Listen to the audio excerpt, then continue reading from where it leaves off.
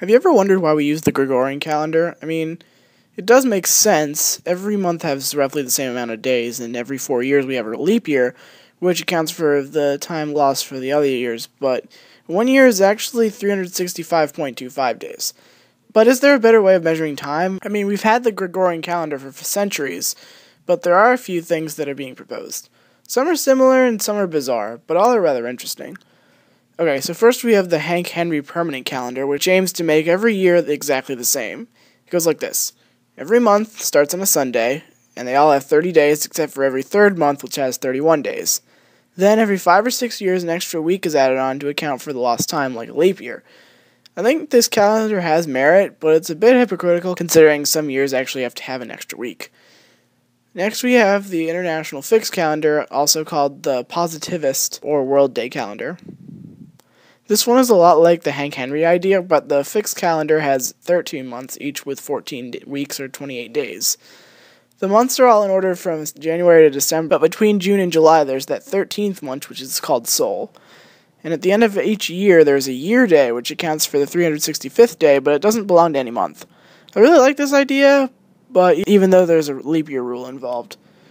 Now we get to the weirder ones. My personal favorite is the Tranquility Calendar, which completely scraps the idea of having the year be 2012 or whatever year you might be if you're watching this in the future. The whole idea revolves around the lunar landing on July 20th, 1969. The moment that Neil Armstrong said the word tranquility in his quote, "Tranquility Base here, the Eagle has landed." Counting for the after Tranquility era began, while everything before that was before Tranquility. By this way of looking at it, the year 2012 becomes the year 43.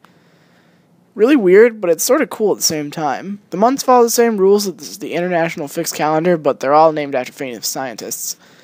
The year day also becomes Aldrin Day, while the last day of the year becomes Armstrong Day. The penultimate calendar on my list is possibly the strangest of all.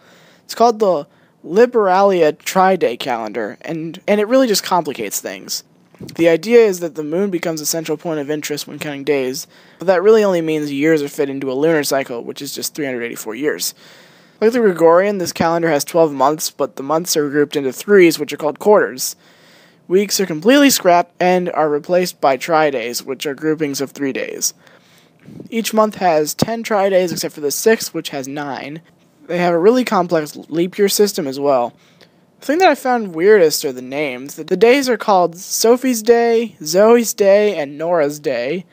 The quarters have weird names like Abrasax, and the months have names like Harmozal, and Melifanius, and Eliath. Yeah, I don't get it either. Finally, we have the Darien calendar, which isn't actually a calendar at all, at least not by Earth standards. This is just for if we ever actually make a permanent settlement on Mars. So it's a Martian calendar. It has 24 months, each with either 27 or 28 days, and they're all named after constellations. Just thought you should know.